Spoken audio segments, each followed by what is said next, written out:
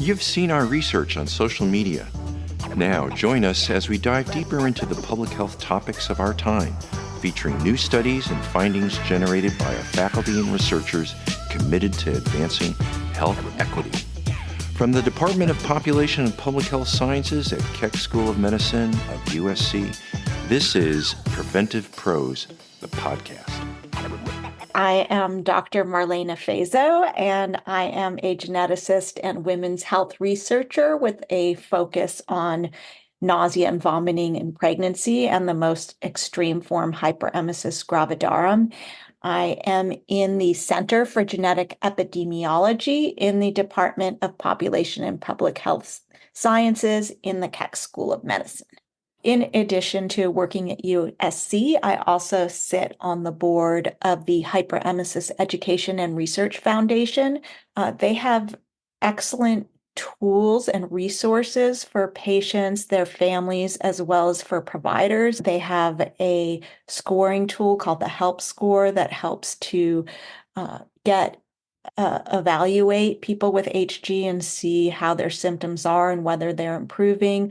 They have support groups, online support groups led by a psychologist to help people who are going through this and help them to meet other people going through it, and all sorts of incredible resources. So I've always been interested in studying women's health, and I did my PhD in genetics in uterine fibroids, or uterine leiomyoma. It's another name for them. And so for my PhD thesis, I found the first genes associated with uterine fibroid tumors. And then I wanted to continue on studying genetics of conditions and diseases of women, and I went on to do postdoc in breast cancer genetics, and then multiple sclerosis, which is a disease that primarily affects women. And then I had very severe nausea and vomiting in my pregnancy. And so after that, I found that there was so little research done. So I decided to focus work on Hyperemesis gravidarum and nausea and vomiting in pregnancy genetics. But there wasn't really a place for me in that or support. So at the same time, I also worked on ovarian and breast cancer genetics for many years. And now I'm fully focused on nausea and vomiting in pregnancy and Hyperemesis gravidarum. HG was very poorly researched in the past, and only recently have adverse maternal and child outcomes come to light, even though it seems obvious to me, because people with Hyperemesis gravidarum or HG, they're literally starving in their pregnancy. So over a quarter of the women in my study had extreme weight loss, where they were losing over 15% of their pre-pregnancy weight rather than gaining weight, and over 20% had the symptoms all 9 months. So it's really a form of prolonged starvation and malnutrition in pregnancy. Patients are generally told not to take their prenatal vitamins. So it's not a big surprise that this results in severe nutritional deficiencies for the mother and the baby that lead to adverse outcomes. But these adverse outcomes have only recently come to light in the children, which include abnormal brain development, increased risk for neurodevelopmental delay and autism spectrum disorder, childhood cancer, and respiratory diseases like asthma.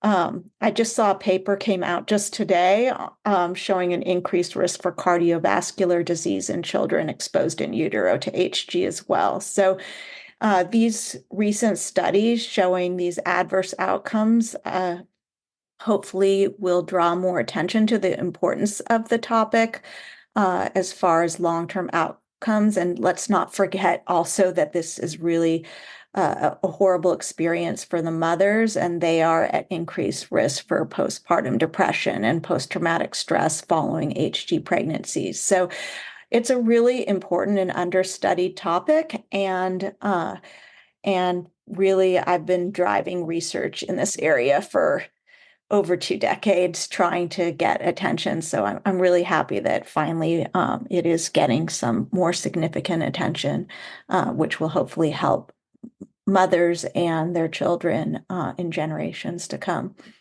There are several reasons that this area has been understudied. We didn't really know that there were adverse outcomes, so people think it's just self-limiting, it just occurs in pregnancy, and then you're done and everything's fine afterwards. But now we know that there really is an increased risk of adverse outcomes from it, which seems rather obvious considering the nutritional deficiencies, as I said. There are other reasons, which include the thalidomide disaster, which occurred in the 1950s, where women with this condition were given the drug thalidomide to treat it, and their babies were born with limb deformities, and that resulted in a fear from pharmaceutical companies in doing any more drug development in this area, as well as researchers then not getting funding for it, and fear of doctors to prescribe medications in pregnancy, and even fear of women who had it to take medication to treat it. So that really created kind of a deficit in progress. But in addition to that, I think there's really a need for better education and for doctors to question what they're taught. So historically, there was this sort of misogynistic theory that it was caused partly by the woman psychologically not wanting her baby or wanting attention. And so unfortunately, that is still taught in some medical schools across the US and around the world. And so the next generation of doctors is still learning that, and then it makes people who are treated with this be treated poorly or brushed off by their doctors who just think they're attention seekers or don't really want their baby, or crazy reasons like that. So we really need better education starting early on in the medical field to change that. It's really terrible for these women who are already under immense pressure to be able to eat healthfully during pregnancy and are unable to do that and want the best for their baby, and have to make difficult decisions about taking medication in pregnancy, in addition to feeling absolutely horrible day after day and night after night. So it's really an unfortunate problem. So prior to this study, I had identified genes that were associated with hyperemesis. So the top risk gene, I had identified 3 different variations. So genes are like recipes. So basically, I'd found 3 different recipes in the gene that codes for or makes this hormone called GDF15, which actually is a nausea and vomiting hormone. And so what we did in this current study was to really figure out the mechanism of what is going on with this gene and these changes in this gene and why they are causing an increased risk for people that have it to get HG. And so what we found was that people with HG are genetically predisposed to making too little of this hormone before pregnancy. So everybody has this hormone at low levels prior to pregnancy. And the problem with people with HG is that their levels are even lower than normal. And so during pregnancy, you get exposed from massive amounts of this hormone produced by the fetal part of the placenta. And so it pumps out a huge amount of this. And if you have lower levels prior to pregnancy, then you're hypersensitive to these massive amounts that get produced by the fetus placenta during pregnancy. And so because of that hypersensitivity, these patients are at increased risk for having nausea and vomiting. And then we also found that so there is this combination of the genetics of the mother as well as the genetics of the fetus, because the fetus is the one that is determining in part how much of this hormone you're having during pregnancy. So it's both this lower level prior to pregnancy and the higher level during pregnancy that are increasing or determining your sensitivity to getting nausea and vomiting in pregnancy and how severe it's going to be. So I've been really interested in the evolution aspect, which of course is just speculative. We don't really know why, but what we think is that, so like I said, everybody has this hormone, not just pregnant women, and it is produced by the highest levels in the placenta, higher than any other healthy tissue.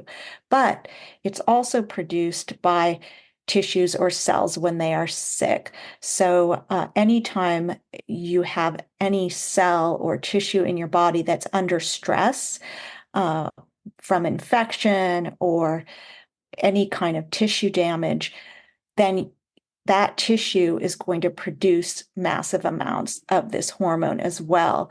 And so what we think is happening here is that when you are under some kind of physical stress, your body is trying to tell you that it's a safer bet evolutionarily for you to rest and recover rather than to go out searching for food. So, now it's just a quick trip to the market to get food, but you can imagine when, many centuries ago when we were, in the hunter-gathering phase, for example, going out and searching for food was fraught with risks. And when you're in this kind of state where you may be weak from some sort of infection or disease, then you probably might have a greater risk to survive if you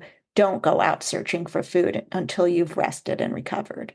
So there were many parts actually to this study. It was done in mice, it was done in humans, it was done in humans with a disease that increases their levels of GDF15. There are many different parts. There was genetics, human genetics done as well. My favorite experiment in the study was the mouse study, where basically what we did was to give mice a dose of this nausea and vomiting hormone GDF15 that was similar to the dose that people have during pregnancy.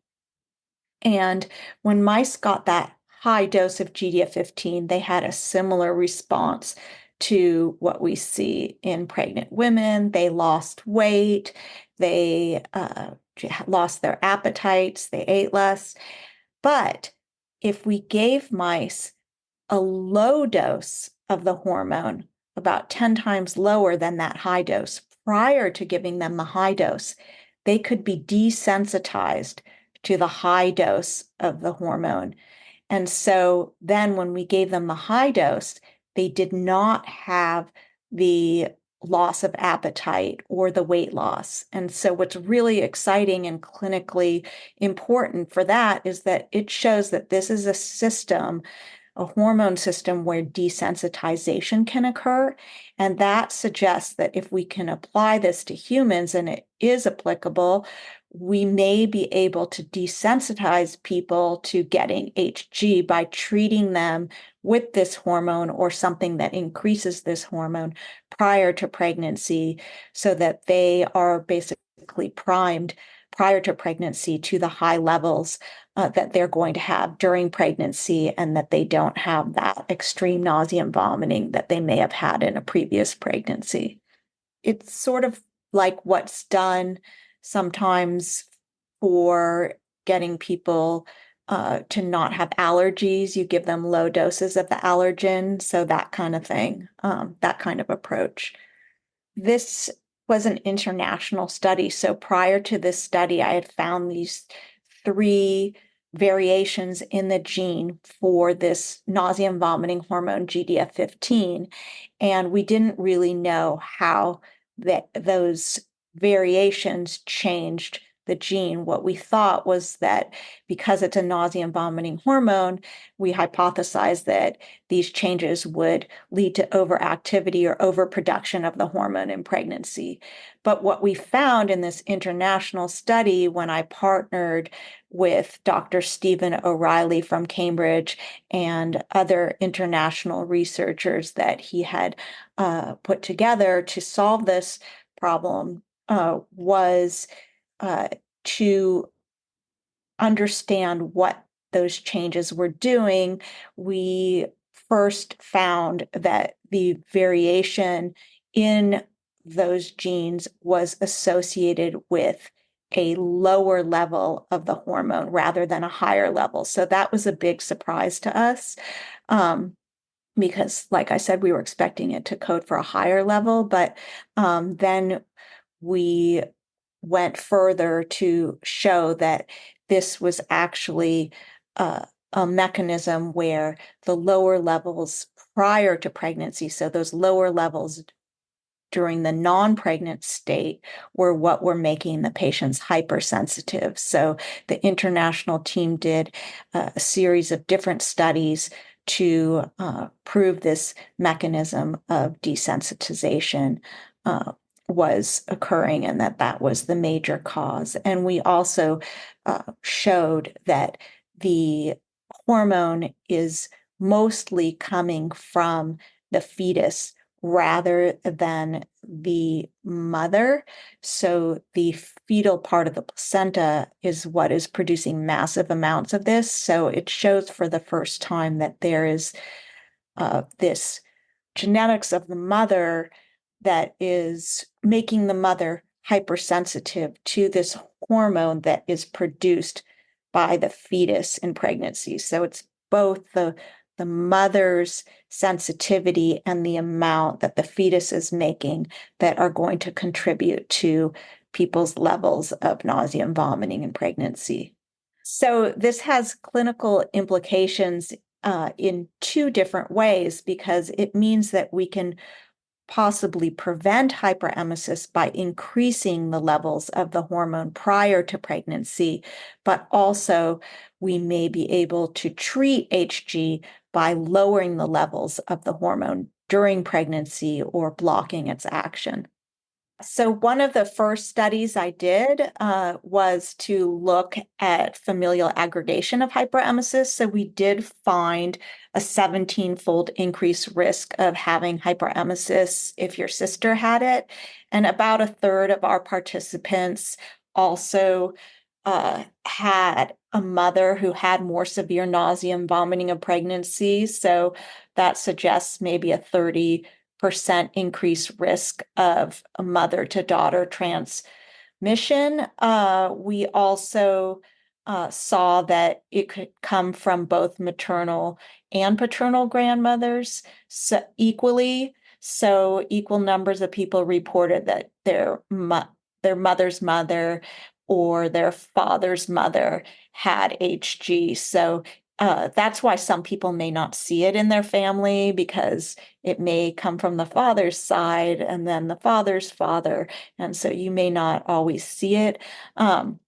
It's also some of the variants that I found are not highly penetrant, so they just increase your risk a little bit. So it may also be a combination of genes that you need to inherit to get it. So a lot of people might not see it in their family at all. I didn't see it in my family personally. I had HG. So that doesn't mean that it's not there in your genes. It just means that it's maybe masked by other genes, or that you need a combination of genes, or that it comes from your father's side. I'm always surprised that it's not something that OBs ask their patients. They don't get a history of nausea and vomiting, and it's hardly ever asked even at their first appointment whether they have nausea and vomiting. And so often people think it's normal, even though they're getting dehydrated and losing weight, and they don't know to ask their doctor for help. So that's also a problem that leads to undertreatment. So what's actually really exciting, so in addition to the research that I'm continuing on this, I'm doing a multi-ancestry genetic study in the Center for Genetic Epidemiology with a team there on over 400,000 women to make sure that this is generalizable to other populations. But also in addition to that, what's really exciting is that I am trying to get clinical trials up and running. And because this hormone actually is also involved in other forms of nausea and vomiting. So it also is believed to cause the wasting syndrome that cancer patients have, where they have extreme weight loss and muscle wasting and loss of appetite. It's the same hormone that causes that and is also involved in chemotherapy-induced nausea and vomiting. So there are actually already drugs to target this pathway that are in clinical trials to treat cancer. And so I'm really hopeful that eventually we can get those drugs into HG patients and that they will also be effective in treating HG. Preventive Pros, the podcast, is produced by the Department of Population and Public Health Sciences at Keck School of Medicine of USC. To learn more about any of our episodes, or to subscribe to our monthly Preventive Dose newsletter featuring the latest in public health research and news, visit pphs.usc.edu/podcast. Thank you for listening.